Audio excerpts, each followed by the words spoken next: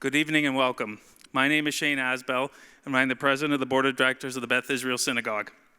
We are grateful to have our synagogue on Treaty 6 territory, a traditional gathering place for many indigenous people, including the Niwaki Cree, Tsuut'ina, Nitsathatui Blackfoot, Métis, Nakota Sioux, Haudenosaunee, Iroquois, Dene Saline, Anishinaabe, Ojibwe, Saulteaux, and Inuit. Beth Israel Synagogue respects the sovereignty, lands, histories, language, knowledge systems, and cultures of First Nations, Métis, and Inuit nations.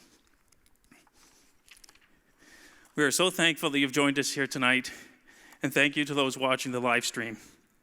Thank you to the Jewish Federation of Edmonton and the Holocaust Education Committee for their support. Thanks to the Neowan organization for their promotional support. Unfortunately, Hunter Cardinal couldn't be here tonight. However, we are very fortunate that Citadel veteran John Ulliott has joined the cast on short notice.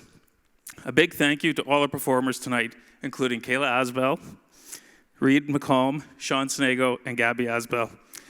We thank our sponsors for the generosity, and in particular, our major sponsors, Dr. Jonathan Tankel and Dr. Cameron Sklar of Kingsway Obstetrics and Gynecology, Dr. Stan and Rosemary Kite, and Cushman and Wakefield Edmonton. Please see all of our supporters in your playbill and tribute publication, as well as the cast members' biographies.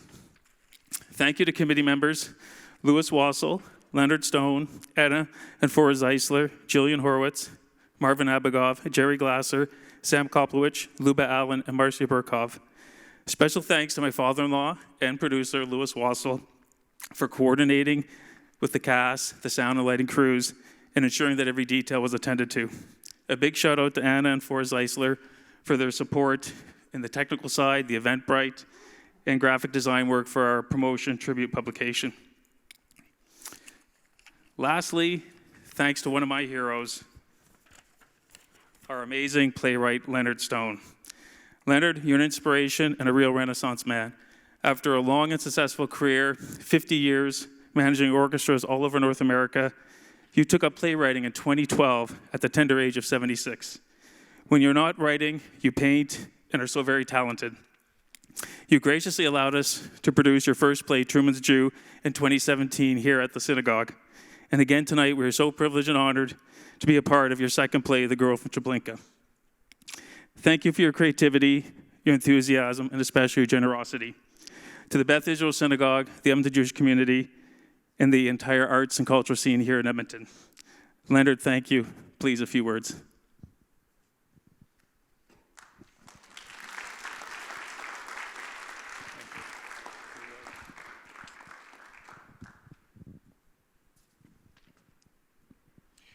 Well, I too wish to thank the performers this evening, you, the audience, and the many, many people who are tuned in streaming.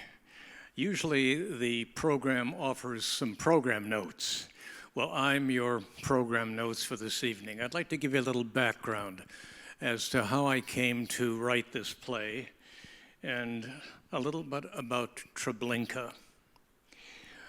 When the Holocaust is mentioned, Auschwitz immediately comes to mind, and rightfully so. Auschwitz was about 4.5 years in operation, and 1.2 million were murdered there. Treblinka was a short-lived operation, 15 months, and 900,000 were murdered in 15 months. So it was the most effective of the death machines. Why did I come upon this? What motivated me to write this? I was in Berlin in 1984. I was on tour with my orchestra, the Dallas Symphony, and I had a day off. And I saw a notice about a Jewish museum. Well, in fact, there wasn't a Jewish museum in Berlin. The original Jewish museum had been a victim of Kristallnacht. It was devastated, but there were 3 rooms attached to a municipal museum. I went in. I don't speak German. My Yiddish is marginal, and I couldn't read the signs. So I called the guard over, and I pointed to diaries under glass. And I pointed to one particular diary. And I said, had you read that? He spoke perfect English. He said, yes. I said, do you remember what it was? He said, well, it was a girl, a woman from Gross Rosenstrasse, which was the Jewish street in the heart of the Jewish section of Berlin. And I think her name was Frida. And the diary ended at Kristallnacht. I said, what else can you remember? I don't remember anything else. That haunted me for many, many years. Who was Frida? Why did it end at Kristallnacht? 7 years ago, watching late night TV, C-SPAN, they were covering the Polish government's 70th anniversary of the liberation of Auschwitz.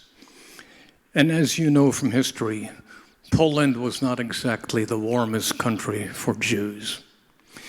But this ceremony was so moving, so graceful, with such empathy, that I thought that and my haunting memory of the diary of this lady called Frida from Gross Rosenstrasse, I'm going to have to write.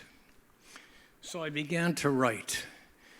And although she's not here tonight, I want to thank Betty Schaffel of Chicago, who was my creative inspiration for this.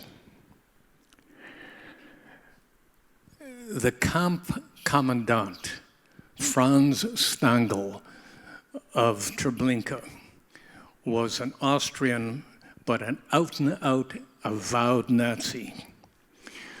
When they determined that the war was not going their way and they better get rid of evidence, Treblinka was wiped off the face of the earth.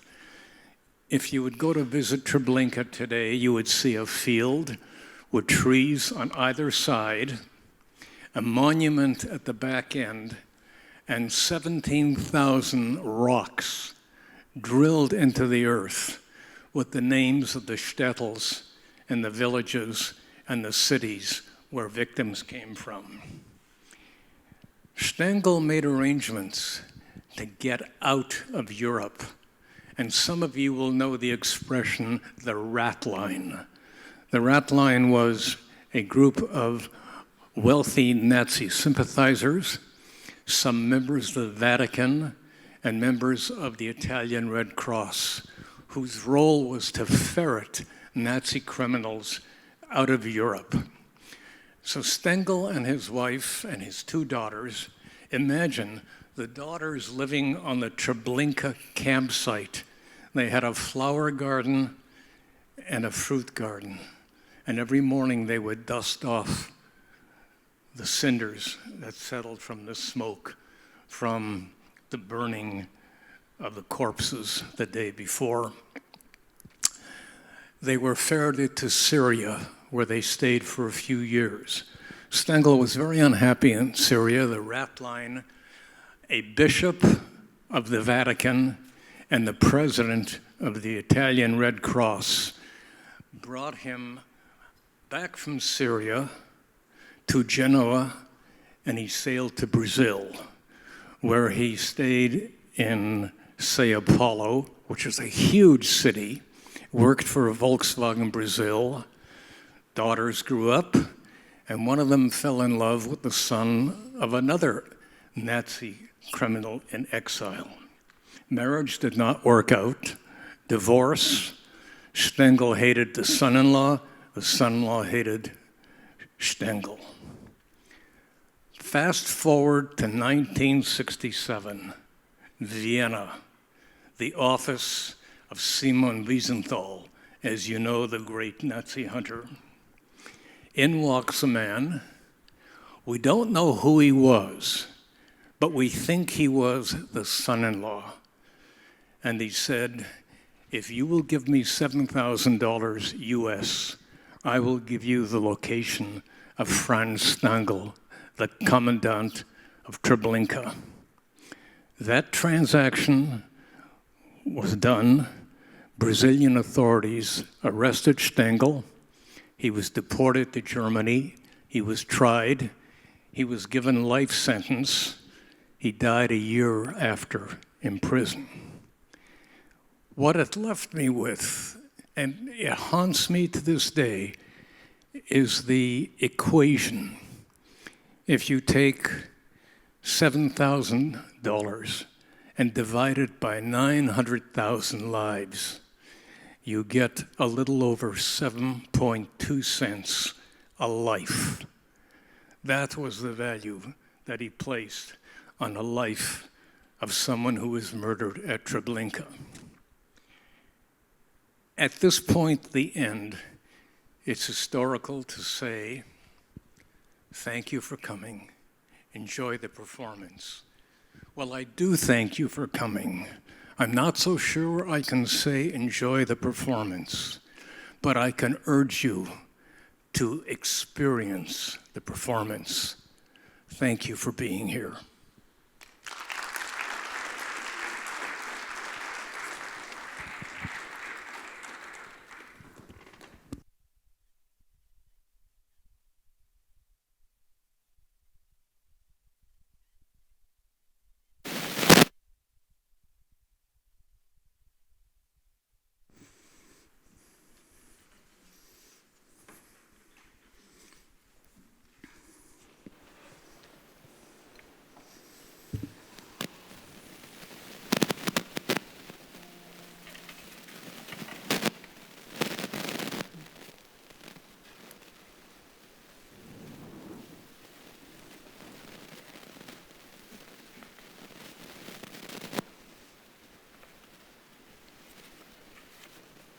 My God, the whole soul you have given me in secrecy and deceit cannot be, even as we are born into this life. My God, what remains are days of pain, pain that has not stopped, pain that asks for mercy.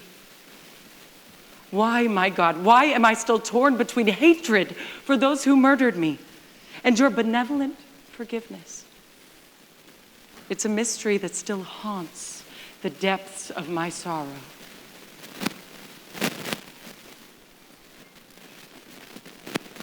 Elohai,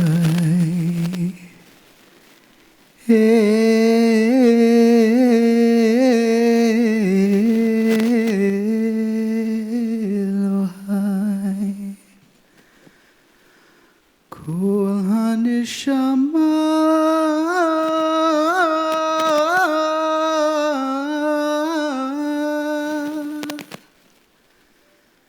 Shenatata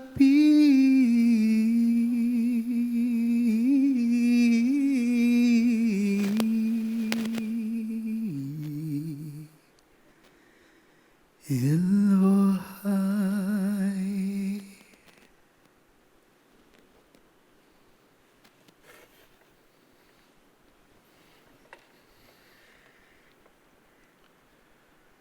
A soldier in a blood-smeared uniform, his face streaked in dirt, enters a room in the SS barracks in Lublin, Poland, where he's greeted by a dog that brushes up against his mud-stained boot.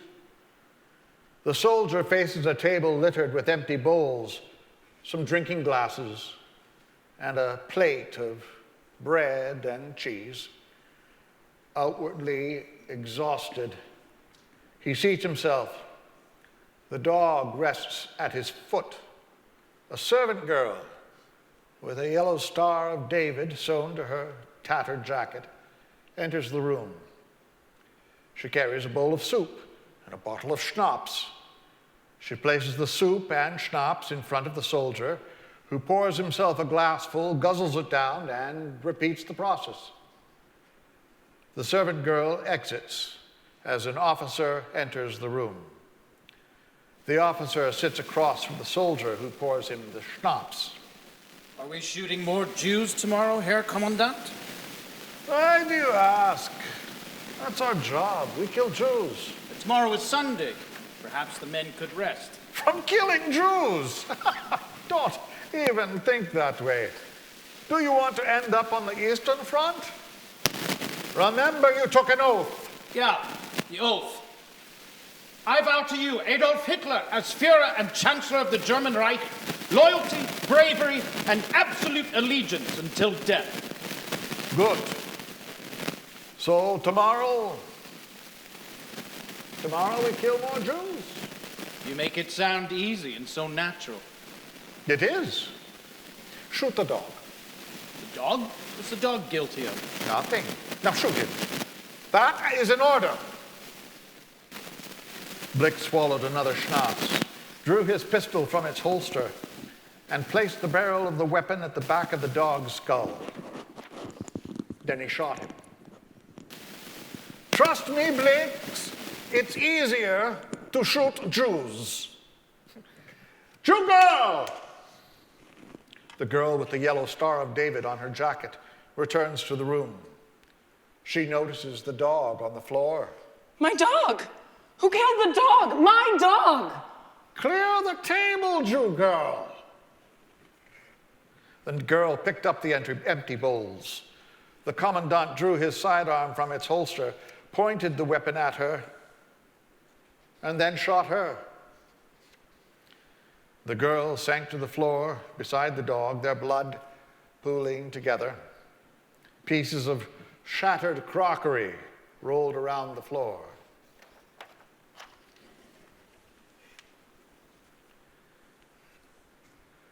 When humanity lost its way and evil reigned, who among you could imagine the final thoughts of those Jews who stood on the threshold of annihilation?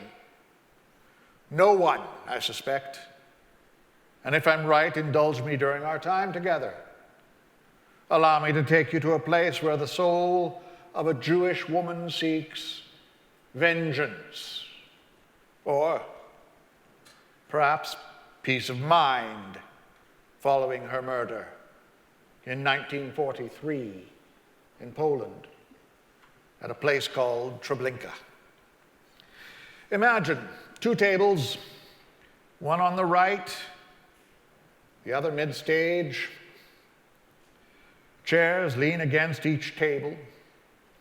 A woman in a dark green dress with a yellow Star of David pinned on it places her battered suitcase on one of its sides next to the table. She opens the suitcase and removes two candlesticks with candles. She put the suitcase beneath the table and stripped out of her dress, under which she wore a drab blue and white striped concentration camp uniform. She carefully hung the dress over one of the chairs. Then a barefoot girl in a sleeveless white dress with the yellow Star of David pinned to it appeared. The SS soldier in the blood-stained uniform approached the barefoot girl and drew his pistol from its holster.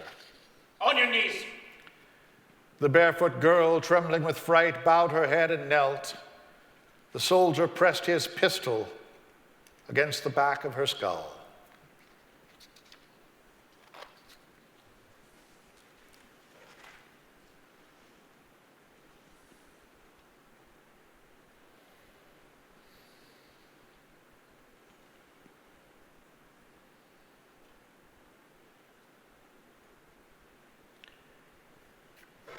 The woman lit a match and lit the candles to the sound of a klaxon in the distance. Who am I? And where did I come from? I know who I was once, but I don't know you or why you are here. Perhaps you've come to hear a story and through it find your lost virtue. Well, if that's why you're here, your time is not wasted. I do have a story to share, a story still unfinished. So, come to a place where time has no beginning and no end, except when the Sabbath comes. You'll know when the Sabbath comes because it is the Sabbath. And you just know. Frida Bloom circled her hands over the candles 3 times, then covered her eyes. Blessed are you, our God, King of the universe, who has sanctified us and instructed us to light the Sabbath candles. Don't ask how long I've been here. Don't ask if I'm here by chance, by free will at its summit, or by God plan to see if I forgive you for having murdered me. If some among you who still stand with God, you must choose. You cannot live in both worlds. Frida removed the Star of David from her dress and pinned it to her camp uniform.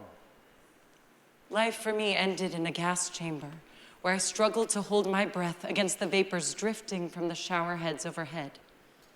I knew another gasp for air would kill me, but what could I do?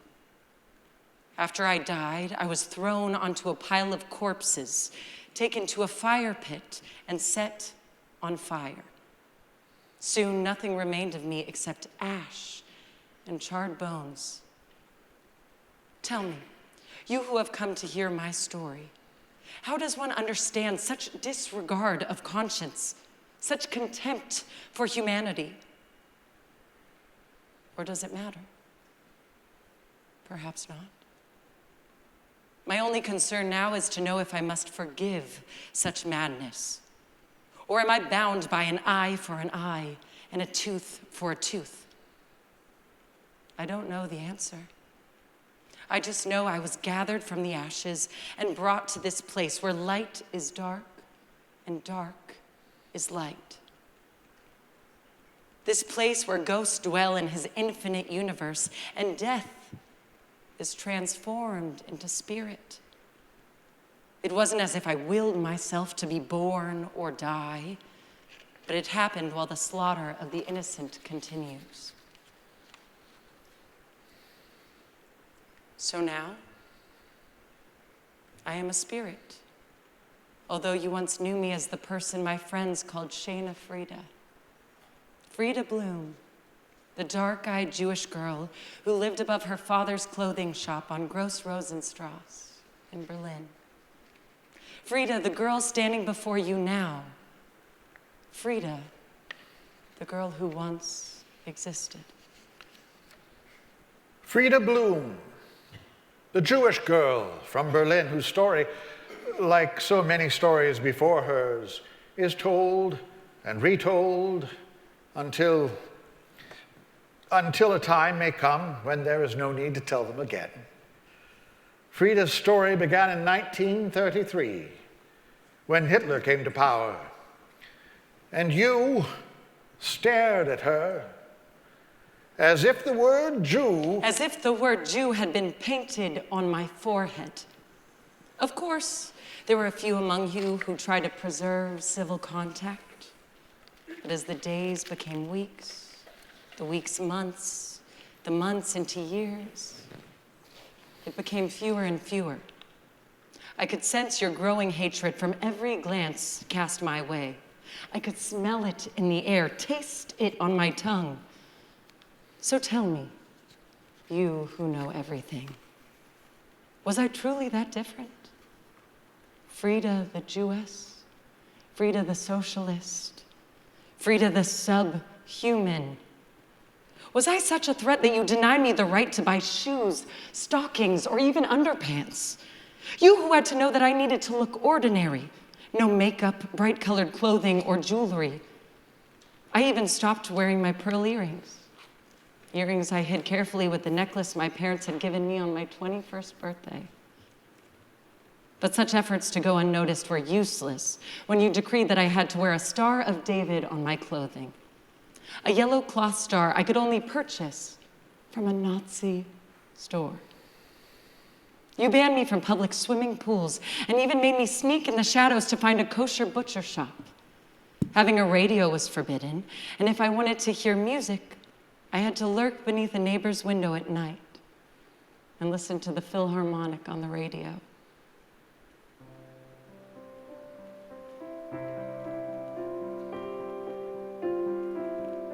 I could easily drift into a dreamlike state, hoping things would be different when I awoke. But when I opened my eyes, I knew I was wrong. There was no music that November night in 38. Just the sound of broken glass and explosions. Raging fires became the visible symbols of an undeniable truth. Life for Jews in Germany had changed. Our shops were looted, our schools vandalized, our synagogues set on fire. But most horrible was the desecration of our Torah scrolls. The next morning, Papa and I came downstairs to salvage what we could. I will never forget the look on his face as he stood in front of the shop pointing to the opening where windows had once been. It was the first organized Nazi destruction of Jewish property. Yeah, Kristallnacht, the night of broken glass. That night, Kristallnacht, my loathing for you became unalterable. Oh God, my God, must I forgive those that did this to me? Remember when I was flesh and blood with hair that fell to my shoulders and eyes that sparkled in the moonlight. Remember when I was raised to honor my parents, respect the traditions of my people, and marry a good man with whom I would have a family. I know that you, who turned away from me, never promised me tomorrow. But anyone with eyes to see knew that life after Kristallnacht would never be the same in your anti-Semitic world. Wave after wave of shattering glass drilled Kristallnacht into Frida's memory. But not even the events of that night could foretell the catastrophe to come, or the nature of the messengers who would bring it. Then a voice cried out. It was her friend Miara, shouting that she was going to America, to a place called New Jersey. Miara had relatives in New Jersey willing to sponsor her. Mara said New Jersey was near the Statue of Liberty, and oh, I wanted to go there. At first I was happy for Mara, yet miserable about her leaving, sacrificing, so it seemed, those among us who stayed behind, still yearning for the Jewish life that Germany was once ours. And then I felt ashamed. If Mara had a chance to go beyond Hitler's reach, wasn't that something to celebrate? Muti, do we have relatives in New Jersey? I could learn English and get a job in America. Many of Frida's lifelong friends left Germany, some for America, others for England and Canada, even to places further away, like South America. We stayed in Germany because Papa believed Hitler was a passing phase, that tomorrow would be better, even in the face of the growing hatred facing us. Daughter, our synagogue is here. Our shop is here. And we are here. Proud German Jews, guilty of nothing. Do you hear me, daughter? Do you hear me? Oh, Papa, Papa. Could he not see that the nightmare was not going to end? That we would not awake one morning to find ourselves living again as free German Jews in Nazi Germany? You painted the word Jude. Jude on the windows of Papa's shop, windows he replaced at his own expense. A few of my girlfriends rushed out to get married, hoping as if by some miracle a husband would shield them from a world that had grown smaller and darker. But to me, the truth was clear. There were only two alternatives: flee to the Golden Land, or stay and face the future Hitler planned for us. More and more Jews were vanishing from Gross Rosenstrasse. Whenever there was news of neighbors disappearing during the night, Papa and Muti became hysterical. I just wanted to scratch out the eyes of the men and boys marching in the street, shouting, Jude, Jude, Jude. Yes, I am Jude. This is indisputable. All my grandparents were Jewish. But in Nazi eyes, one drop of Jewish blood made you a member of the despised race. Even a non-Jew in a mixed marriage was considered part Jewish. Which part, I wondered? The arm, the leg, perhaps the nose and ears. Or was it the heart? Frida covered her face with her hands and shook her head as her father's last words echoed in her ears. Remember, daughter, we obey the law. Their law and God's law. After Kristallnacht, Polish Jews living in Germany were sent to places called concentration camps. I could not imagine the hell they had been sent to, nor did I try. Something in my soul said I would never become subhuman, no matter what the Nazis said or did. My thoughts and feeling were shaped by an observant and charitable people who sanctified the name of God. Perhaps I was young and foolish, but I had to breathe and hold pleasure again in my heart. So one night, I left Gross Rosenstrasse and went to a party where I danced until the moon vanished and the dawn appeared. I was in love with life, so madly in love with a life I would never know again.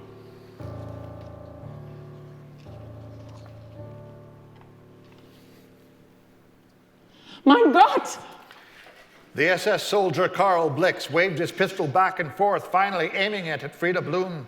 How many times have I asked God to take me from this place, or wonder if I was doomed to remain here forever? And now you are here. Is this God's answer to my plea? Is this the killing ground? No. From your clothing, I see you're a Jew. That disturbs me. Do you think you can destroy me with that pistol? Why not? It worked before. Before does not matter. God will not allow me to be murdered again. Only vengeance or forgiveness happens here. And only He decides, Herr, whoever you are. Karl Blix rummages through his tunic pocket, finds a cigarette, and wedges it between his lips. Who am I? As you can see, I'm a soldier with a cigarette and a pistol. A soldier who has no concern about God. Duty is my concern. Duty and my desire to leave this place. Where do you think you can go? This is the final place of all spirits, and besides, you can't leave until you experience God's judgment. Judgment? Yes, His judgment. Is judgment what you've been waiting for? Yes. Then you've wasted your time. Time is all I have. Who are you? What do you have to do with me? I've never known you. Oh, you know me. You are responsible for everything that has happened to me. Well, in that case... The soldier lunges forward, arm extended, pistol aimed at Frida Bloom, and pulls the trigger. Scheiße. Blix pulls the trigger again and again. Scheiße! Scheiße! Scheiße! You see, Jew hater, God does not allow it. You no longer own me. Fräulein, what belongs to me is mine. And what belongs to you is for me to take. But what purpose is left for you without a Jew to hate? You must have at least one. Isn't that so? No, not necessarily. Personally, I have nothing against you, and I don't think I came into the world hating Jews. So it must have been invisible ether that turned you into a depraved monster. Herr Blix, Fräulein. SS Unteroffizier Karl Blix. A man of honor, not a depraved monster. But you are SS. Jawohl, a soldier whose honor is devotion to duty and orders. So you were just following orders? Jawohl. Orders you hated, but orders patriotic Germans agreed with, Frau. I am Fräulein, Herr Blix. Fräulein Frida Bloom, who doesn't think patriotism had anything to do with your depraved behavior. Well, not exactly. That's right. Not exactly. It was the fault in the German character, the flaw that allowed you to embrace evil and become its instrument of hate. You are scum. A parasite sucking the blood from our German soul. Who gives you the right to judge me, Jew girl? Don't concern yourself about me, Unteroffizier Karl Blix. I am not your judge. God judges here. And if you see me as scum, endure it. I was never a rat or a parasite. They know I was once flesh and bone, an innocent young girl with bright eyes. A girl born in Berlin you should have accepted as a German and nothing else. Accept? We did once in 1918, when you persuaded us to sign that humiliating armistice. But Hitler knew. He knew what had to change. Yeah, the Führer knew how to make Germany great again. By eliminating us. Jawohl, with a brilliant, efficient solution to the problem. And what part did you play, Herr Blix?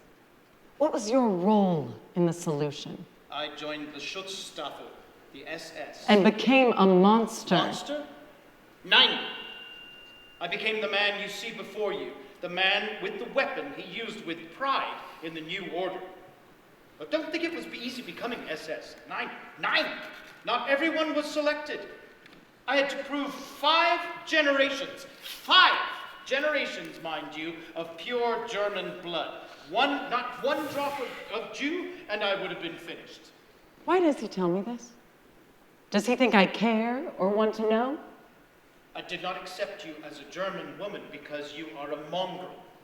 Yeah, a mongrel who polluted Aryan purity and had to be eliminated. Were you blind?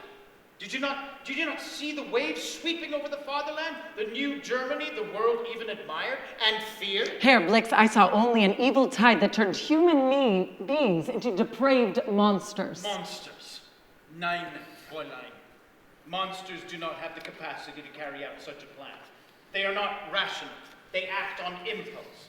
But Unteroffizier Karl Blix recalls every detail of the part he played in the solution. Yeah, I remember exactly what I did. Then you remember how easy it was for good to become evil. I just remember we were young and victorious, something you wouldn't understand. We were winning, and soon I thought I would return to Germany and my Frau. So I can say that every shot was another moment closer to victory and closer to home. But you speak as if the Jews were an opposing army. You were the enemy, Fräulein. My Kameraden and I were following orders, lawful orders to eliminate Jews. So it was agreeable to you. Soldiers do not have the luxury to consider what is agreeable, only what is necessary. I wasn't making decisions, I was following orders. For you, killing was the end. For me, it meant a new beginning. The more Jews I killed, the sooner I could return to my home in Stuttgart. You weren't a soldier, you were a butcher. You knew what the SS was capable of. How was it possible to join such a ruthless group unless you were like them? Do you think she has any concept of the courage it took day after day to slaughter unarmed civilians like cattle? To follow orders without question? To surrender without freedom of choice for the greater good of the fatherland? Nein. She could never imagine what it meant to be worthy of the Führer and his new Germany. You know, Fräulein, I could have been successful Judenrat. Yeah, I'm cunning and I know how to cheat. It would have been easy, very easy, except living with such filth. You think of vengeance? I think of purity, German purity. That's why I must leave this place before you infect me with your scum. Herr Blix, you will never leave without encountering God's judgment. You are nothing. Nothing? You cannot imagine how waiters and doormen bowed their heads at the sight of this uniform. How beautiful women admired me with a second glance. How young boys stared with worshipping eyes. Nothing, she says. I had the power of life and death. So it's a few Jude rats, more or less. It's not as if I would sit down with them and have a schnapps. I had the power to make them disappear as if they never existed. I could turn synagogues into hollow shells overnight. I even had the authority to suspend operations temporarily and provide false hope that things would return to normal. Yeah, I know it was a cruel joke, but we needed a good laugh now and then, did we not? A good laugh? That is something I cannot even recall. Sometimes I did laugh, nervously, when an unexpected calm came over the Grossrosen, a sudden quiet that made Papa believe he could still visit his parents' grave without incident. Then the day came, a day when Frida heard her friend Mira screaming. I ran outside and saw Mira pointing to her door, then at mine. The notices on the door were clear. Yeah, it was clear. Pack one suitcase each. Make a list of everything left behind and be ready to relocate in 3 days. How shall I describe my feelings on that last day in Berlin? Was it the throbbing ache of losing treasured possessions? Or maybe the indelible memory of Sabbath candles casting shadows on the walls? Or was it simply fear? The fear of footsteps, footsteps on the stairs growing louder, coming closer. I despaired when our clothing and suitcases were searched, our hidden money and jewels discovered. The soldier in charge of the evacuation said we were being sent to a place in Czechoslovakia called Theresienstadt. He said we were lucky it wasn't Poland.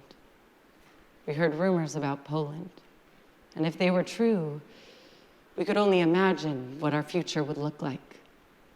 The soldier said only a feeble mind could think of leaving Poland alive. My service in Poland began outside Lublin, the city where Jews had lived for longer than anyone could remember. Our job was to eliminate them. I can say going there was easy. Carrying out the work was not. But still, we were protecting the purity of the Aryan race, something we would be remembered for. Even now, I think of Lublin as the good old days. How can you talk about what you did in Poland as the good old days? Have you no shame? Don't think it was easy, Fräulein. Facing the first victim of the morning required a certain mental adjustment. I had to set aside my emotions and breathe slowly and deeply before I could pull the trigger. To weaken or resist could have meant going home in a coffin. Questions would have been asked of my Frau, perhaps our circumstances revealed. I would say, avoiding such a possibility gave me a great motivation for our task, greater than most of the other shooters. Blix lights another cigarette. Tell me, Fräulein, who in your opinion is a better soldier? The soldier who obeys orders no matter the cost, or the one who hesitates because of his doubts and fails in his job?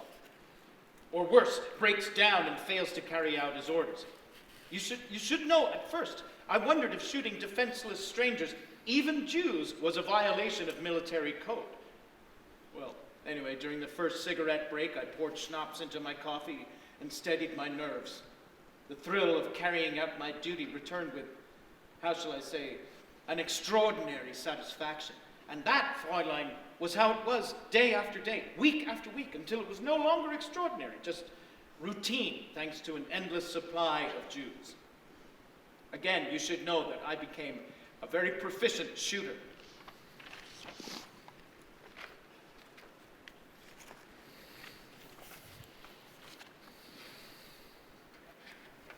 My passage from flesh to ashes began with the journey east. My future uncertain, my mind filled with stories and events in Poland, the Ukraine, Russia. Shocking stories that made existence in Theresienstadt almost bearable, even though I would live in a constant state of anxiety. We were told the Red Cross would soon arrive with better food, much-needed medical supplies. I never saw such provisions. And so it fells Frida Bloom that her time in Theresienstadt passed with each day like the one before, until any understanding of her circumstances became useless, irrelevant, painfully empty.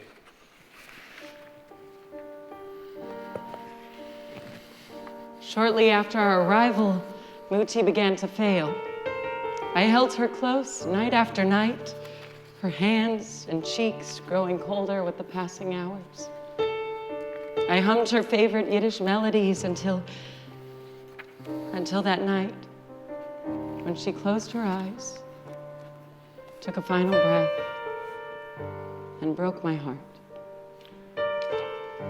Frida knelt over the earthen mound covering her mother's grave that she tried to visit every day. She would kneel, sway from side to side, and pour tears that coursed down her cheeks, not knowing if the grave would remain there permanently or if... Please forgive me, Muti, if I didn't love you enough or know more of your goodness before we placed you down. Oh, Muti, your love was like a river without end and stronger than death itself.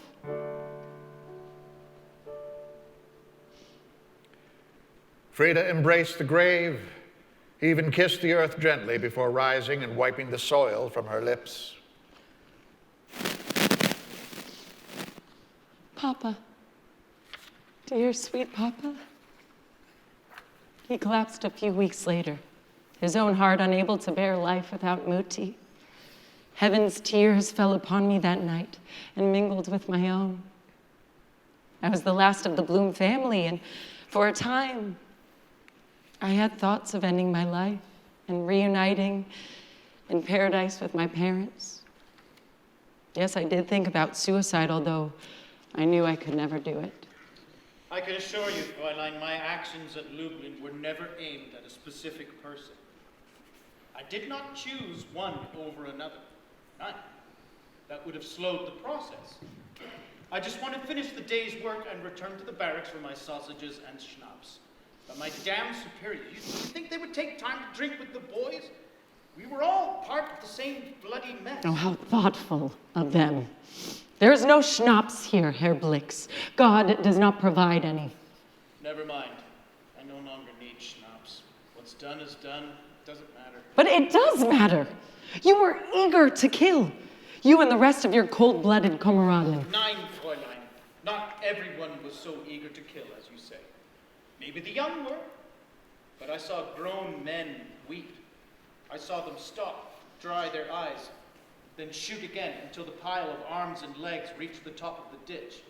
Yeah, I saw them weeping. Did you weep, Herr Blix? Nein. If you didn't weep, what did you feel? I am no longer easily frightened. You can tell me. It doesn't matter how I felt. I just carried out my orders. We had the right to do what we did, and I performed without concern for feeling. The right? No, Herr Blix, you did not have the right. You had the power, but not the right. Anyway, it was incredible to see so many Jews coming forward all day. We just had to keep the lines moving. Without thoughts or feelings. My only thoughts were of my commandant. Never mind. Tell me, did they make you work at Theresienstadt? Yes. I used to help Papa in his shop and knew how to operate a sewing machine. Yeah. I worked in the tailor shop. A job which Jews are qualified. Oh, the man working beside me, he was very well qualified to stitch up tunics. He was a surgeon. Once he told me that when he went to the toilet, he took a soldier's tunic with him and used the sleeve to wipe himself. Not mine. Why is it so easy for you to make a joke, but difficult to say how you really felt when you killed someone? You think I joke? I don't waste time making jokes or worrying about such things as feelings. We just lined the Jews up, pulled the trigger, and watched them fall into the ditch. Even the children? How does a child survive with no parents? Besides, we would need to kill them when they grew up, so why wait? The orders were clear. Shoot the children first, so the parents could see them suffer. Did you shoot a child, Herr Blix? Do you think I'm the kind of man who would do such a thing? Yes, I think you are exactly that kind of man. You should know I did not shoot children, even though I had many opportunities. I remember a boy beside the ditch screaming, "Schnell, schnell, kill me!" I wanted to grant his wish, but someone else finished him off. And I was glad it didn't have to be me. So that's how it was, Fräulein. Bodies falling over until the ditch was full. Everyone dead or left to die. If we heard a cry, we looked around for anyone still alive. We called it the mercy shot. Yeah, the mercy shot. Then we ordered those who dug the hole to shovel the earth back in. Sometimes when the shooting was stopped, I saw the earth still move. A dying person crawling below the surface like a worm. I watched until the movement stopped. It was remarkable. Once more, Blix aimed his pistol at Frida Bloom, then wiped it against his sleeve and restored it to its holster. Looking at you, how shall I say, reminds me of my Frau. Hannah has her eyes, and dark has your eyes, and dark hair. Do you know what happened to her? 9. Our only contact was by letter, very few letters. Poland was not my choice for deployment. If it had been Norway, Hannah could have joined me. From there, maybe we could have crept into Sweden and hid until the war ended. But never mind. I see you're shivering. Do you want my tunic? Don't touch me. I don't need your blood-stained Nazi tunic. Doesn't a Jew feel the cold? There is nothing about you, Herr Blix, that could make me feel warm. Feeling rejected, Karl Blix sat at a table thinking about his wife and imagined writing her a letter, a fantasy he had visualized many times in the past. My beloved Hannah, in these uncertain times when survival demands maximum effort, I think of you with a caring heart. Life is precious, so do not hesitate to rush into a shelter when you hear the alarm. Most of my unit suffers from diarrhea and colds, but I'm fine. Do not worry about me, and remember you are my life's blood. Nothing else matters. Nothing. There is no post here, Herr Blix. She will never get it. I know. But she's my Frau, and someone to love. It makes me feel almost normal again just to think about writing, even if she never receives it. Why didn't you tell her about the boy who begged to be killed? The censors never allowed such information in our letters. Anyhow, what interest could it have for Hannah? We don't have children, but I would like to know if she still lives. I must know that. It's my only concern other than eliminating you. You are crazed. All of you. You, the censors, and that madman you followed so blindly. Blindly? Who's the blind one, Fräulein? Karl Blix, who could see clearly that what the Führer had achieved, or you, who shut your eyes? Oh, my eyes were wide open, Herr Blix, and I saw your madman's dream in all its glory. We all saw. Then you know. Even I couldn't believe it. Austria and the Sudetenland without firing a shot. Poland in 3 weeks. Norway in 8. Who but a military genius could defeat Holland, Belgium, and France so quickly? France, mind you. France! In 45 days. Does it matter how long it took? You are fanatics, killers, rapists. Not true. I never raped anyone, not even a Jew. You wanted to know how it was for me, and now I have said how it was. But why? Why? Because I loved my fatherland, the German nation, and our Führer. He knew how to make Germany great again, and feared among the nations, a cause one could believe in. Do you really think you could love your Führer's solution that drove a country into insanity? You can only love that if you were a machine, not a human being. Is that what you think I am, a machine? Maybe some expected me to be without feelings, but I was not a machine and not a rapist. I was a soldier. Fräulein, an obedient soldier who waited at the edge of the woods until the trucks brought the ammunition and the rest of the Jews. The Jews who dug had to know they were digging their own graves. Lublin was not a combat zone. So what use could there be for long, deep ditches? Some of the diggers tried to escape. Yeah, a few did, but very few. The rest dug until the ditches were deep enough. You should have seen our commandant leering at the women he ordered to strip. Don't imagine it was easy work for such a man, but still, one could take pride in the task. Pride? Jawohl, Fräulein. Pride in our ability to adjust to the circumstances with discipline and efficiency. But the Jews, how shall I say it? They approached their destruction with a mystical dignity. Some even carried their clothes as if they would have need of them.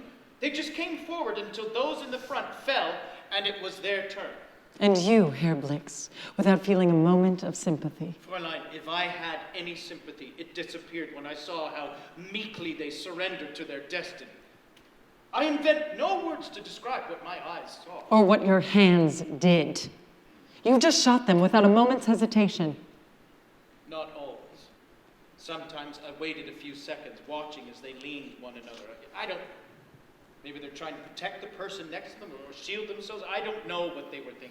But what were you thinking, Unteroffizier Blix? What were you thinking when you pulled the trigger? There was no time to think. Besides, why should you care what I thought? To know what you felt before you ended someone's life. Stand up! Startled, Frida stood up. Remain there. Here? Blix approached Frida from behind and put his hands on her shoulders. Jawohl. Precisely that way. So now you are standing at the edge of the ditch. Close your eyes. Blix reached around and touched Frida's eyes, making certain they were closed. Then he pulled the pistol from its holster and aimed it toward the back of her neck. Frida began to tremble. Why are you shaking, Fräulein? Did you not say nothing can be destroyed here without your God's permission? Your eyes, keep them closed. Now, everything is in order, just like it was in Lublin. But what are you thinking? Don't worry, Jew girl. You will soon know exactly as it was in Lublin. Then what are you waiting for? Do it! As you wish.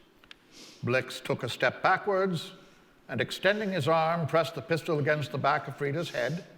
So I hold my weapon against your skull. But what are you thinking? You must be thinking something. About the clean kill, Fräulein. If I stand too close, your brains and blood will splash on my uniform. Or perhaps my face. That can happen when the skull shatters. Are you standing back far enough? Jawohl, Fräulein. Precisely far enough. Then pull the trigger. You weren't afraid to do it before. Afraid? On the contrary, you cannot imagine how it feels to have such power and watch a Jew tremble before death. Shoot! Shoot! No, mein Führer, your desire is fulfilled. Blix pulled the trigger. The pistol failed to discharge. Defective mechanism, Fräulein. It does not matter.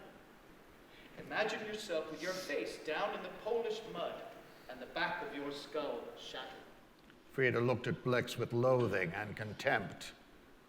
You hoped the pistol would work, didn't you? Blix grinned at her. If I wanted to kill you, why would I do this? Blix pulled the clip of bullets from his pocket and waved it above his head. See? The pistol was empty. But it wasn't empty in Lublin. What did you do after you finished slaughtering your daily quota? Go to the beer hall with your fellow butchers and drink your schnapps. I swallowed the pills the commandant passed around. Pills that made us feel indifferent for the rest of the day. Tell me, are we not alike, mein Freund? I, who followed orders, or you, who remained in your comfortable homes while we took the Jews away? Who has the greater responsibility? Now the world condemns me for doing what had to be done. What the rest of the world didn't have courage to do. For me, you should know it wasn't just about killing Jews. It was about impressing the commandant and becoming someone in his eyes. He loved seeing Jews slaughtered if someone else did the dirty work. We called him the kosher butcher of Lublin. But don't think it was easy. We didn't even have a toilet. Sometimes it got so bad I felt like crapping on the dead Jews. Yeah, I know. I would have slowed things down, so I squatted in the woods. I still remember a recruit who couldn't wait to reach the woods. I thought the butcher was going to shoot him on the spot and let him rot with the pile of... Blix, stop it! Stop it, you say? Why? I even want to tell you about an old man on his knees with blood pouring from his nose and ears. He was moaning, maybe praying, I can't say. Blix! I took care of him. I ended his suffering with a bullet between his eyes. My best shot of the day. That old man was not your enemy. He was just an old man. Tell me, you find people who know everything. Do you think the Fräulein was right about the old Jew? That I am controlled by a madman and my actions the instrument of depraved will? I don't think so. And the children, what about the children you shot? What children? Haven't I already told you I said I did not kill a single child? There were opportunities. Yeah, there was a mother at the edge of the ditch holding her child. The butcher looked at me. I shook my head. He pointed to the recruit. He too shook his head and said he couldn't do it. So the butcher held his pistol against the rookie's necks and, without giving him a chance to change his mind, put a bullet through him. And then he shot the mother and the child and shoved the corpses into the ditch. I turned away. So maybe you did have pity for them after all. Fräulein, there was no time for pity. We collected them, brought them to the fields, and finished them off. I can assure you, if I had pity, it was for me. Pieces of skulls and brains were flying everywhere. It was the same thing, day after day. Long, hard days that only ended when the butcher emptied his last round into any Jew still alive. Insurance, he said. Against what? Against ghosts. He said he didn't want any Jews rising from the ditch and walking around Lublin during the night. Did you see any? I do not believe in such things. You lie. I tell you, I saw nothing. I still think you lie. Ghosts always haunt their executioners. You cannot escape them. The old man you shot between the eyes and the boy who pleaded to be killed.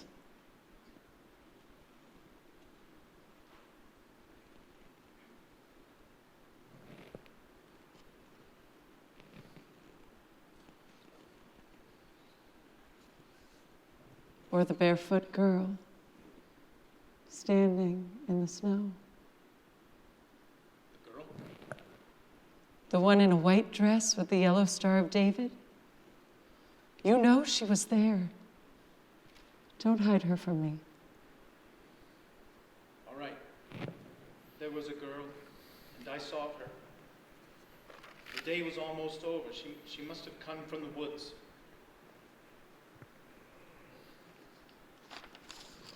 Did you try to help her or show her a moment of kindness? Something. She had big eyes, wide-opened eyes that stared at me with a look of innocence. But what could I do? She was a Jew, and we were shooting them. It was not possible to help her. But she was a child, barefoot in the snow. You could have wrapped your tunic around her. The commandant was 10 feet away. I went to her and I said not to be afraid. But before she could say anything, the order came. Fire! Bang! All the Jews at the ditch were done for. Only the girl was alive. Again, I told her not to be afraid, but all she did was stare at me with those eyes, those pleading eyes. Show me where you want to go, I whispered. She pointed at the road near the woods and the trucks that brought the Jews to the killing ground. I tied my scarf around her eyes and I led her away. Bang! The butcher mocked me because I didn't dispatch the girl immediately. Said he would never forgive me. Forgiveness. Is that what you expect, Herr Blix? Why should anyone forgive you? Forgiving you would betray the memory of that innocent girl. No Jew would ever forgive you. Not even one?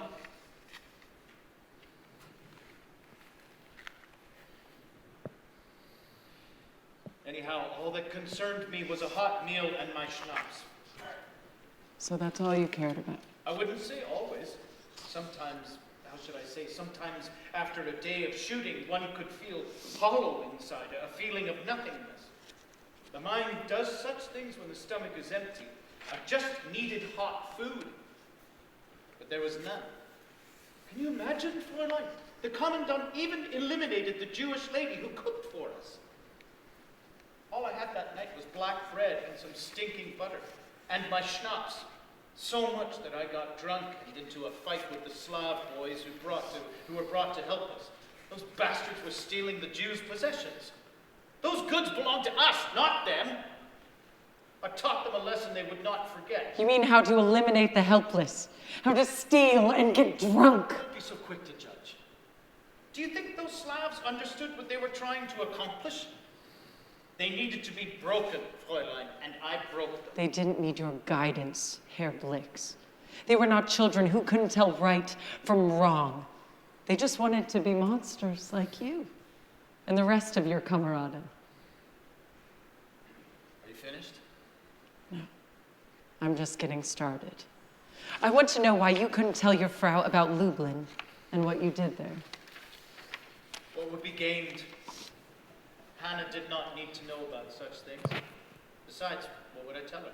That the man she married became a monster? Enough with the monsters.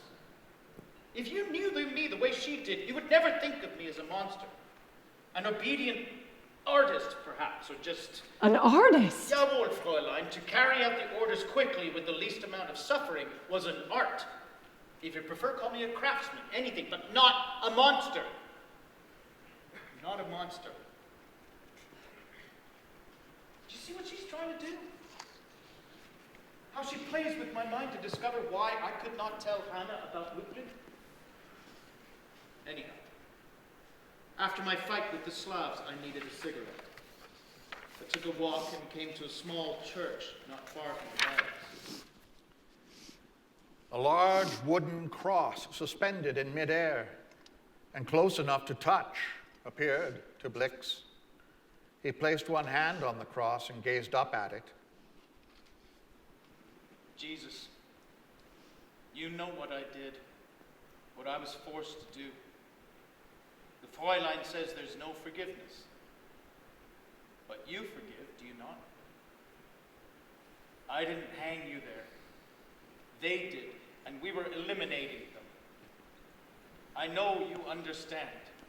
Blix stood motionless, his head upraised as he waited for a sign or words that never came. Why am I talking to you as if I care what you think? I do not. The cross disappeared, and a flash of blinding light replaced in Blix's imagination by the Pieta-like image of Frida Bloom sitting on a simple chair, her head draped in a shawl, the girl in the white dress now stained in blood and sprawled across her lap with one arm dangling lifelessly at her side. The scarf he had tied around the girl's eyes was still in place. He approached, removed the scarf, and pressed it against his face.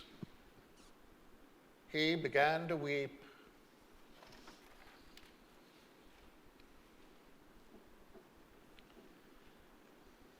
Time passed without measure, each day unfolding like the one before.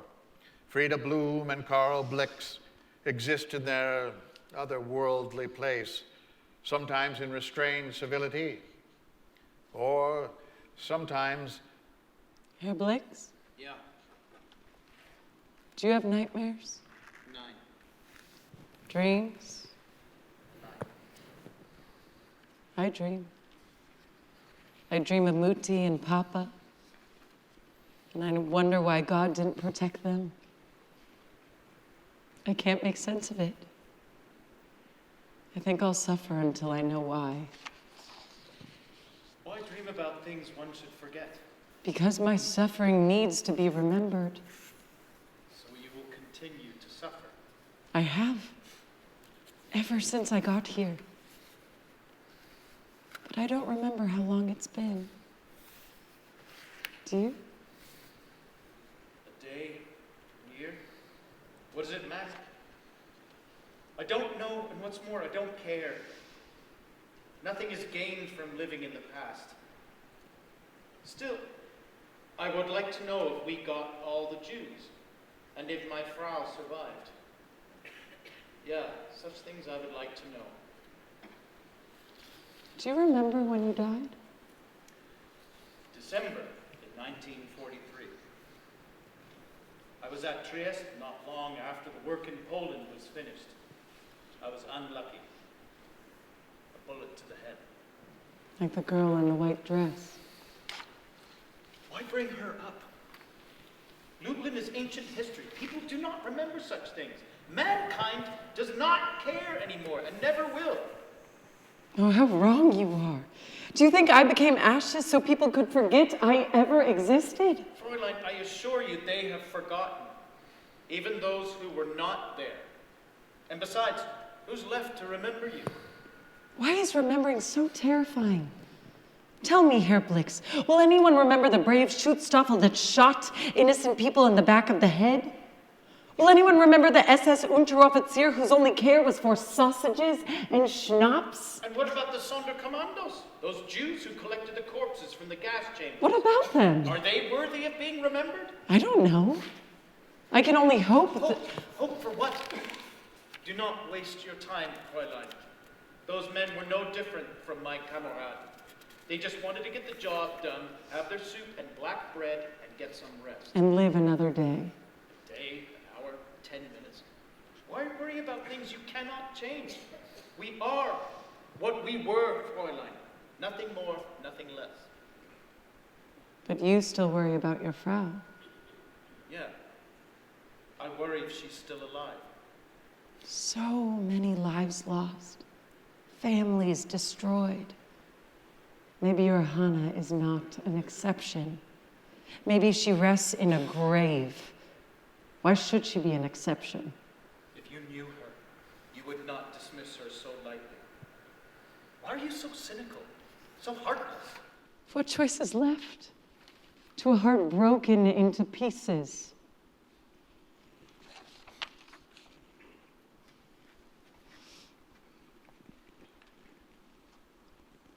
Time, infinite time, embraced the girl from Gross-Rosenstrasse, enveloping her with a radiance that never fell on the Schutzstaffel. The end of Frieda Bloom began when they marched me through the snow to a nearby train. Jews were taken nightly from Theresienstadt without explanation or knowledge of destination. The old and sick who couldn't reach the train were dragged off and shot. Whenever I heard a shot, I prayed. Yitgadal, v'yitgadash. Frida sank to her knees and rested against her battered suitcase and wondered if, like her mother and father, God had abandoned her. Is that your train? Yes, the train that took me away from Theresienstadt. It was the train, Herr Blix, that tore me away from Mutti and Papa's graves and the last clean air I would ever breathe. Did you know where they were taking you? I heard guards talking about Poland, a place they called Treblinka. Bloom stared down at the Star of David pinned to her camp uniform and touched it gently. This star is me. It's only a piece of cheap yellow cloth. No, it's my star. Yeah, like the one at Treblinka. Herr Blix, how did you know? Know what? About a star at Treblinka, unless you were there. You did not have to be there to know about it. It was a well-known joke we played on the Jews. But you were there, weren't you? I knew you were a murderer even before you tried to shoot me. What are you hiding? I hide nothing. Did I not say I was sent to Treblinka after Lublin? And from there to Trieste? No, you did not. Then I will tell you. Don't bother. I'm not interested. But you should know I was not personally responsible for the fate you suffered at Treblinka. If you were there, you were responsible. I do not accept such an accusation. Lublin was over with, and we had to deploy somewhere. I was just a guard at Treblinka. I had nothing to do with the killing. Is this so hard to understand? We were fighting the Soviets, the Americans, the British, and at the same time exterminating the Jews. There were so many in Poland, I thought the mission in Lublin would never end. It was clear that slaughtering them one by one was a waste of time and ammunition. We needed a better system, and the Führer, as usual, came up with one.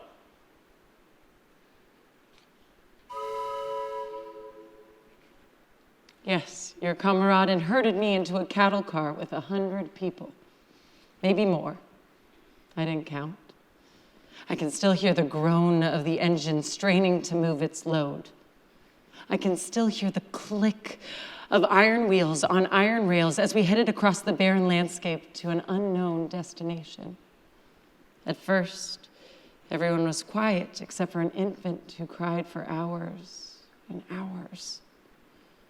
I'll never forget that child, or the sound of the clicking wheels, the train whistle, the stench, the rocking from side to side. One hardly had enough space to take a deep breath. I too have to breathe. Do not imagine the experience at Lublin disappeared as if it had never occurred, or that I was left without memories. Maybe some forgot, but I did not. I still remember the odor of bodies rotting in the gutters. Yeah, I remember. The train rolled on, stopped, and then continued. It went on like that hour after hour. Whenever we stopped, I thought, no, I prayed they would let us out for a breath of fresh air or a sip of water. Never, no schnapps or sausages, Herr Blixt, just pails of excrement, urine, and vomit. If only I had a chance to peer through the cracks in the siding and see sunlight, or the sky, or a star, even a sparrow in flight. But most of all, I wanted air, clean, fresh air. But soon even that desire was numbed by the monotonous sound of wheels rolling and rolling and rolling. And then it happened. Treblinka. The best solution. Reichsfuhrer Himmler gave us the most efficient extermination camp in the system. One that could accommodate more people in 1 hour than we eliminated at Lublin in a week. 1 hour, mind you, without wasting a single bullet. You see, I salute the genius of the Reichsfuhrer. After many hours or days, I don't remember how many, the train came to a full stop. We remained inside for hours. I don't remember how many. Only the sound of urine splashing into the pails broke the silence. Even the infant was quiet. Perhaps it was dead. I don't know. The first light of dawn squeezed through the cracks in the car. I heard dogs barking and someone shouting, Raus! Schnell! Schnell, raus! The doors opened, and I wondered how our guards would have reacted if they found us dead, their pleasure robbed by a merciful God. Compared to my duties at Lublin, my second deployment seemed uneventful. If you were looking for Treblinka, it was not easy to find. It was well hidden by pine branches, folded into the barbed wire fences that surrounded the camp. Guard towers looked down on wooden buildings where a few Jews worked, and the chambers where we gassed them. When I arrived, a shipment was waiting outside the perimeter until those insides were dealt with. The air was heavy with a stench I had never experienced before.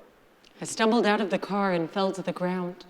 I rested on my knees for an instant and took a deep breath. The stench from the cattle car was replaced by one even more repugnant. The smell of burning flesh hung over the entire camp. Breathing was disagreeable. Corpses littered the ground, one here, 2 or 3 over there, some already in a state of decay. But never mind, they were just Jews, and Treblinka was working at maximum capacity. I was pulled to my feet by a man in a shabby sort of uniform, then carried forward by a wave of humanity. The wind whistled in my ears. I felt lightheaded without a sense of self or the world around me. I dared to look to the sky and the blinding sunlight that dazzled my mind with images of Mutti and Papa, or maybe angels that floated above me. The new arrivals spilled from the train like leaves falling from a tree in autumn. Frida was exhausted, aching with pangs of hunger. Struggling to compose herself, she fell into a line of pitiable people and clung to the hope as if by some miracle those in front knew how to reach salvation even when everything around her cried out differently. A woman wearing a Red Cross armband struck me in the head with some sort of club to keep me moving. She threatened to shoot me if I fell again. Was she truly from the Red Cross? Or a sadistic imposter? Had I moved from the real world into a nightmare from which I would never awake, never to touch familiar things again? A door handle, a lampshade, the menorah that stood on our mantle. And was God still beside me in this nightmare world? Women and children to the left, men to the right. I followed the women heading left and was ordered to strip. I was told I would be deloused and taken for a shower, after which we would receive fresh clothing. As soon as I saw those naked women and girls, I thought of my Frau, and the last time she undressed before me. Did you see enough at Treblinka to satisfy you, Herr Blix? I noticed a young girl who made me wonder how it would have been to have been with my Hannah, even for a short time. So, Herr Blix, you may even have seen me standing alongside other women and young girls, shivering in our nakedness, uttering words of prayer as we tried to understand how anyone could do this to us. Adonai Eloheinu, do you hear me? Elohim, does anyone hear me? Does anyone care? Do you feel eyes on your naked body? One pair of eyes, sad eyes, the eyes of an old Jew who began to cut my hair. He whispered that he was ashamed and sorry for what he had to do. He said he even had to cut the hair of one of his neighbors. But I wasn't angry with him. He was just trying to survive, even as he began to deconstruct me.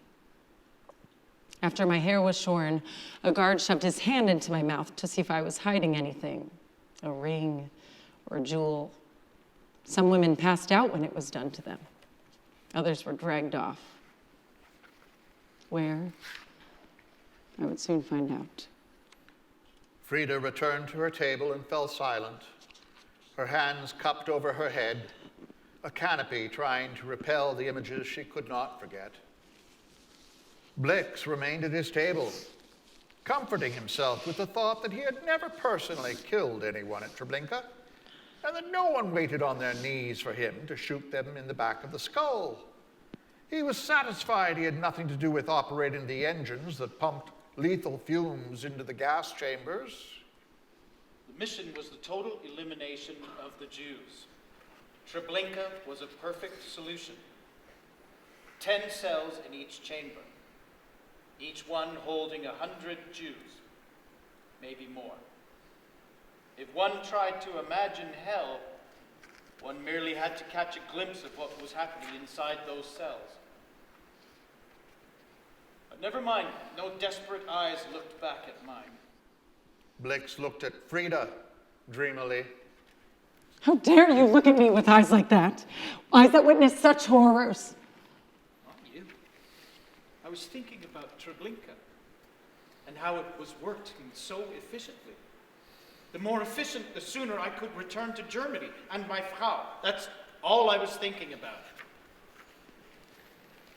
Gross Rosenstrasse was all I thought about as a female guard shoved me along a snow-covered trail stained with blood. The tube. What? We called the path leading to the cells the tube. Yes, it was the tube to death. They whipped me to keep me moving. Anyone who refused to go on or couldn't was clubbed to death where they fell. But somehow I managed to stay on my feet even as the pain tore through my body. I had no idea where I was going or where I was. The tube was well hidden, camouflaged with tree branches stuffed between the wires. One could not see much through them. Not even the blood-stained ground? Not even the blood-stained path. My blood was on that path, Herr Blix. Not much, but some from the blow I received to the forehead. I stopped before the building with the Star of David above the doorway. I stood there for what seemed like a lifetime, although it must have been just a couple seconds. My mind divided between desperate hope and the inevitable misery every Jew who had stood there must have felt. How many, I wondered, stood there before me or would stand there after me? Perhaps some were resigned to the idea of dying, or even anxious for death and a release from suffering. A guard grinned at me and said I would catch my death of a cold if I stood there naked. So the Jewish girl from Gross Rosenstrasse in Berlin, the one you will remember as the girl from Treblinka, came forward awkwardly, terrified and defenseless, one foot in front of the other, on her walk to death. The chamber was packed with women and children clinging to one another as if to life itself. My nostrils stung from the reek of bleach pooled on the floor. Frida noticed a blood-stained handprint on the wall. She placed her own hand over it. It was a match. The door was sealed, and she reached out to the woman beside her, knowing they would be forever united in the act of dying. She twisted, pulled her elbows in, and looked up. Shower heads hung from the ceiling. I heard the door shut. There was another open door at the back of the cell.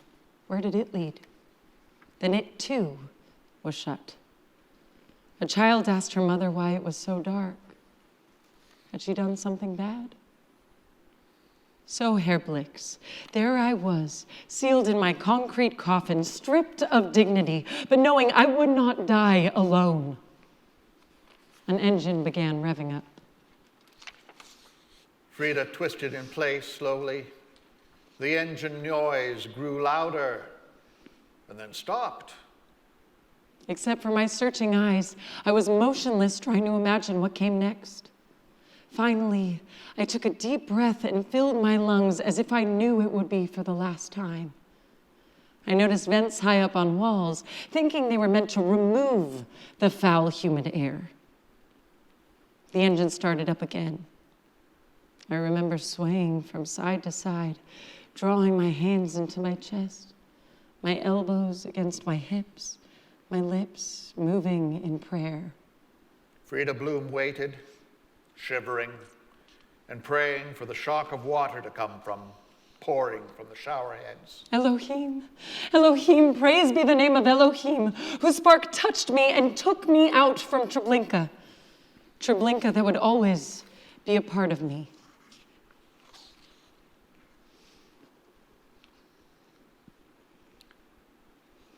The second door was opened, and the Shana Frida from Gras-Rosenstrasse tumbled out onto a mass of twisted arms and legs, lifeless bodies with wide-eyed faces and gaping mouths. You did that, Herr Blix. It was you who destroyed my body, but not my Jewish soul. Not true. That is not true. I was always several meters from the gas chambers. And it is not fair to assign such responsibility to me. You, the SS death camp guard, speaking of fairness. You who knew what was happening inside those chambers. I could never have known it would be so horrible. I imagined it would be quick and without suffering. That it was... Without suffering? Being gassed to death? If not suffering, what would you call it? I would call it the necessary elimination of the threat to our German purity. That's all it was, and all it was ever meant to be. So, would it have been better if you were shot in the back of the head? At least it would have been quicker. You condemn me because you suffered, and equally so if death had been quicker, more merciful. Herr Blix, you condemned yourself when you raised your hand and shouted Heil Hitler for the first time. Would you have eliminated me if you hadn't taken that oath? Tell me before you forget. Or is your Führer fixation beyond escape? It was a way to survive and stay alive. No, Herr Blix. To think and to have compassion is to be alive. I knew I was dead when two men tossed my corpse onto a wagon and pushed it toward a fire pit. The flame you lit on Kristallnacht still burned. They consumed my earthly remains until blood boiled and bones cracked, my flesh melting like snow in the sun. Yeah, I guess it would have been more humane to put a hole in the back of your head and bury you with the others. Or done nothing, Herr Blix. Nothing at all. That was not possible. Do you not understand, Jew girl, that you lost your way searching for the burning bush? Who is this God who refuses to reveal himself when you cried out to him? Is he the God of creation? The God of protection? Or some mythical God incapable of saving his chosen people? He is the one who gathered me from the ashes and brought me to this place. I assure you, Fräulein, it wasn't God. He doesn't exist. Never did. There is no God. The last train arrived. The last Jews of Treblinka became ash, and the fires of destruction were extinguished. Winter ended, and grass grew once more where madness had once reigned. So that was the place in Poland called Treblinka, where I changed forever and became beautiful again in my soul. Frida moved in tempo with the music, feeling even joyful with her hands raised above her head in a display of triumphant ecstasy. Blix kept his glance fixed on her until finally he drew his pistol from its holster and with a flourish placed it on the table next to the candlesticks. Then he moved toward Frida with his hand extended. Frida, why did we wait so long? I will not dance with you. It's too late, Carl, too late. Blix reached for Frida's uplifted hand. She circled away, her hand still above her head as she increased the distance between them. Blix raised his hand in the Nazi salute.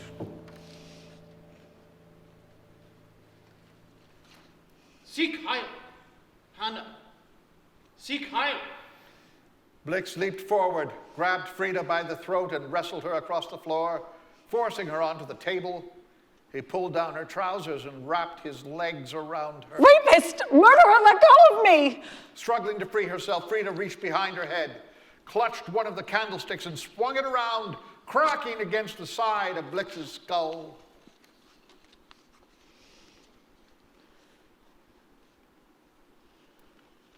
Karl Blix, former SS non-commissioned officer, sat half-collapsed against a leg of his table, pressing a blood-soaked handkerchief against the side of his head.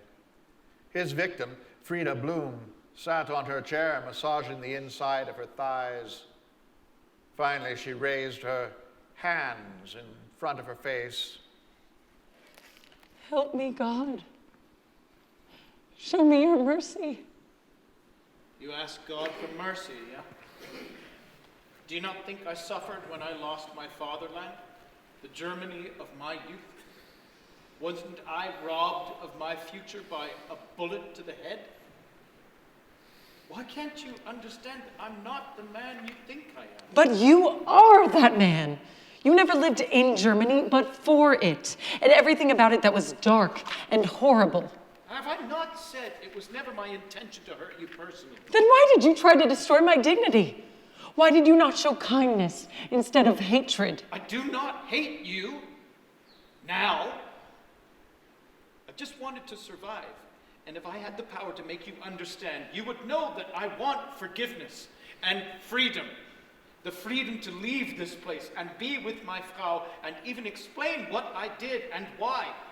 I would offer my confession. Do you really think that those who refuse to acknowledge their guilt can be forgiven?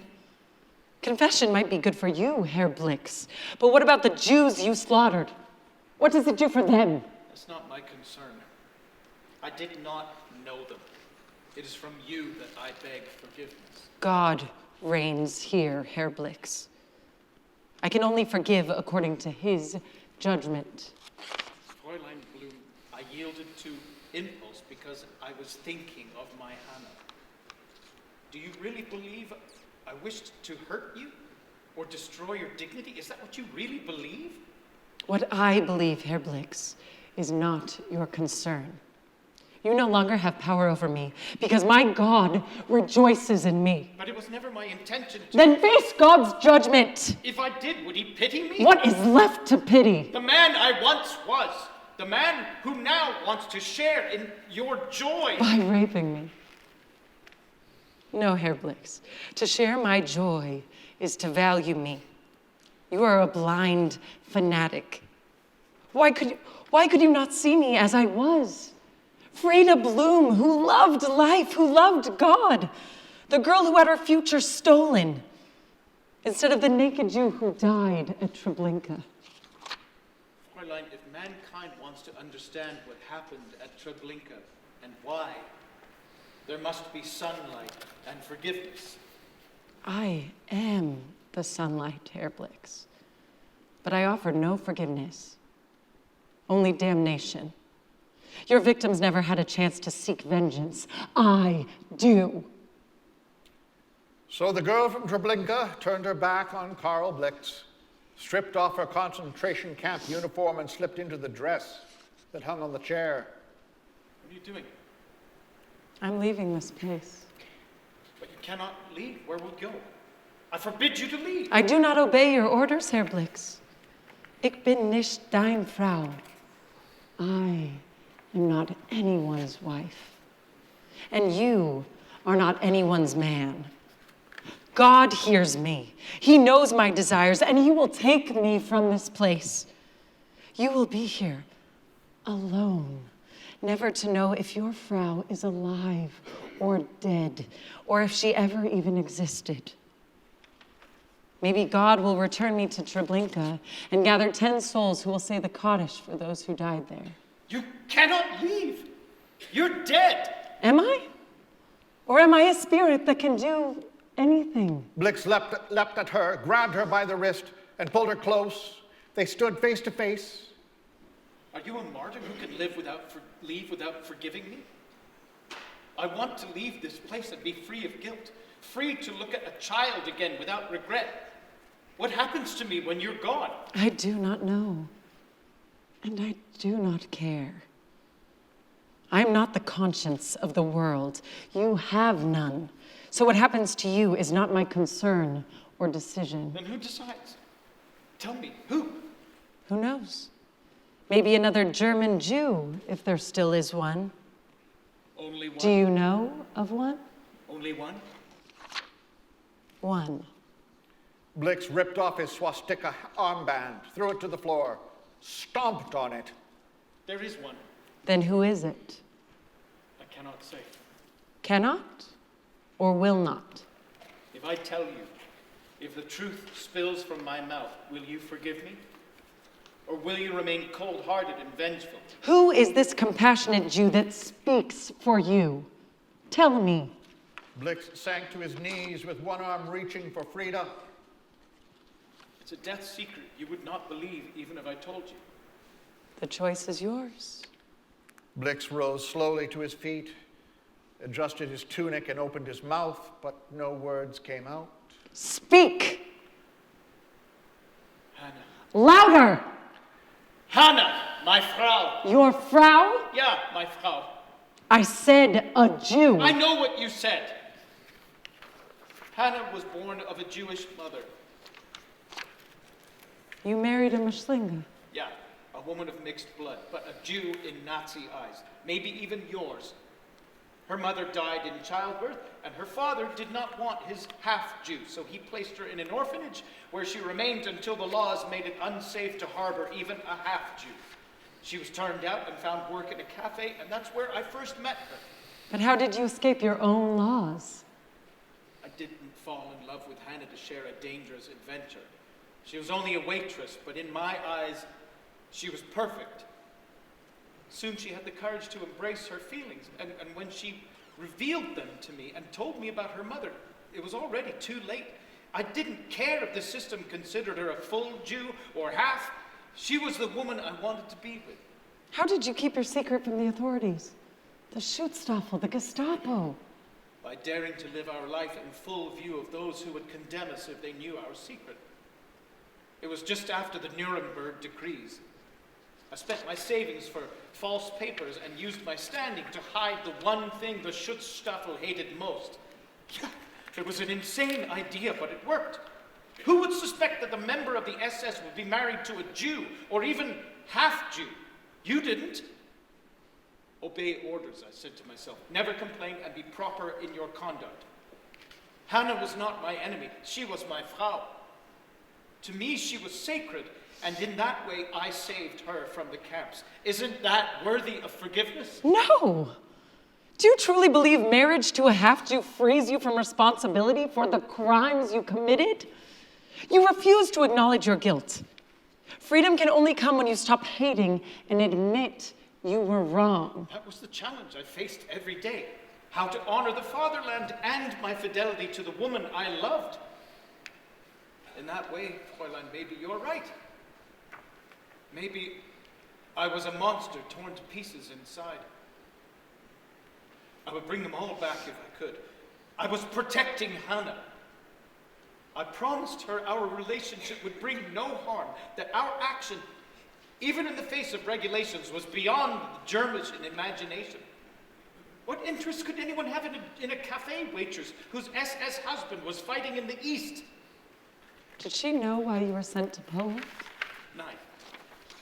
Did she not ever suspect? 9. Hannah knew nothing. Perhaps not, but God knew. Is that your answer for everything? Have you found him yet, this God of yours? Has he revealed himself to you?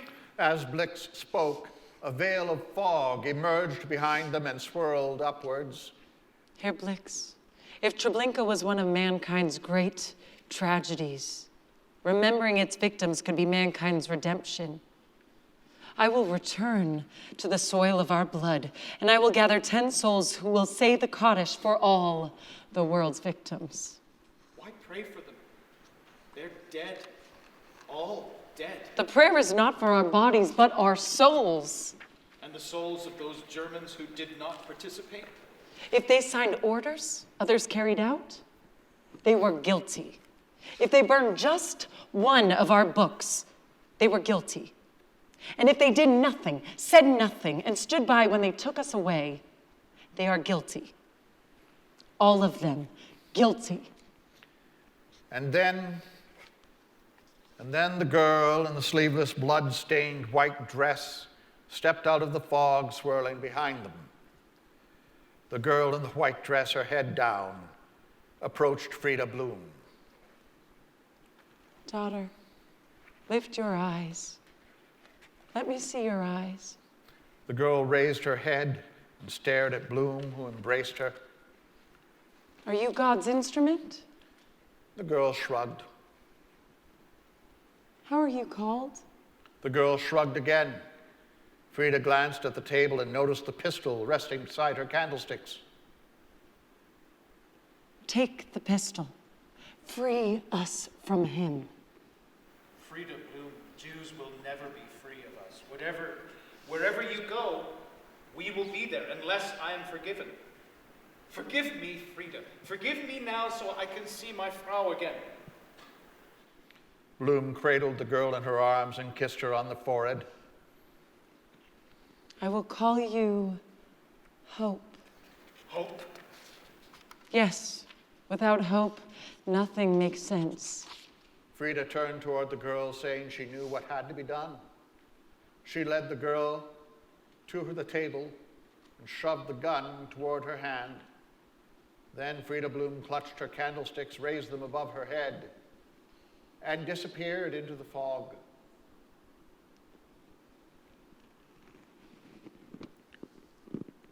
The Jewish girl from the Gross Rosenstrasse in Berlin is gone. Her presence reborn in the barefoot girl in the blood-stained,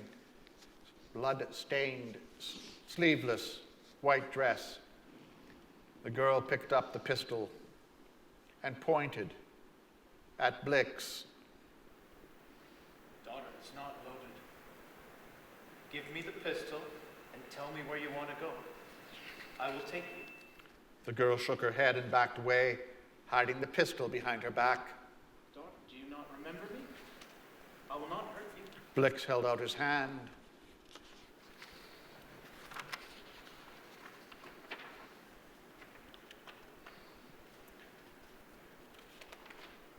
Daughter, give me the pistol.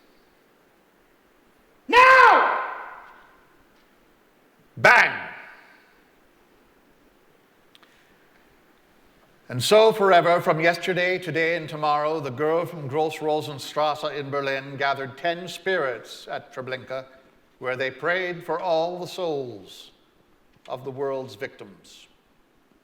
Yitkadal v'yitkadash, Shemei Rabbah. Sanctified and great is the name of God.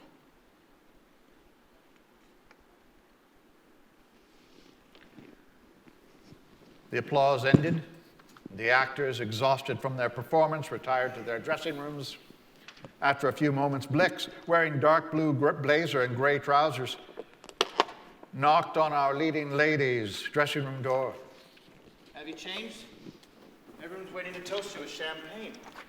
Our lead actress walked out, a vision of porcelain perfection, in a pink dress with an orchid fixed to her hair and a smile on her ruby lips. Oh, you look so elegant in your blazer. I really hated seeing you in that SS uniform. Not surprised. It wasn't exactly easy to see you in those striped camp clothes. Will you forgive me if I don't go to the party? I'm not in the party mode. Everyone's waiting. You can't disappoint them. Your performance was dazzling. I feel completely exhausted. It was such a tragedy. It's just a play. You know how playwrights like to exaggerate? Things like that probably never happened. Besides, the party will be a palate cleanser, something to take the bad taste out of our mouths. Sure, Treblinka was ugly, but we're beyond that now. It's ancient history. You really think so? Yes, I really think so. Now get Gabby. She needs to greet her fans. Our actress knocked on the girls' dressing room door. Are you ready? I can hardly wait to see you in your new dress. And don't forget your flowers. The dressing room door opened. You can't go like that. The play is over.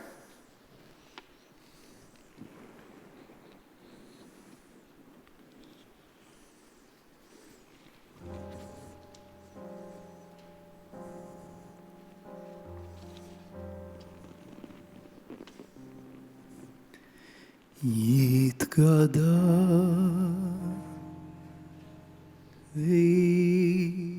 ויתקדש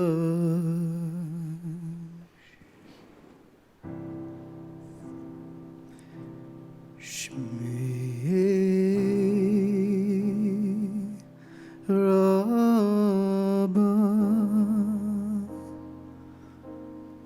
בעלמא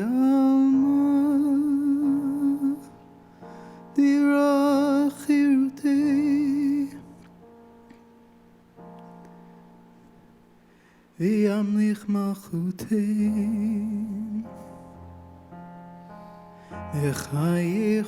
בחייכון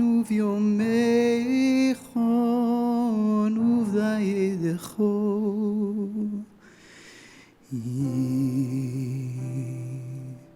בית ישראל בגלה ובזמן קריב ואמרו אמן יהי שמי שמע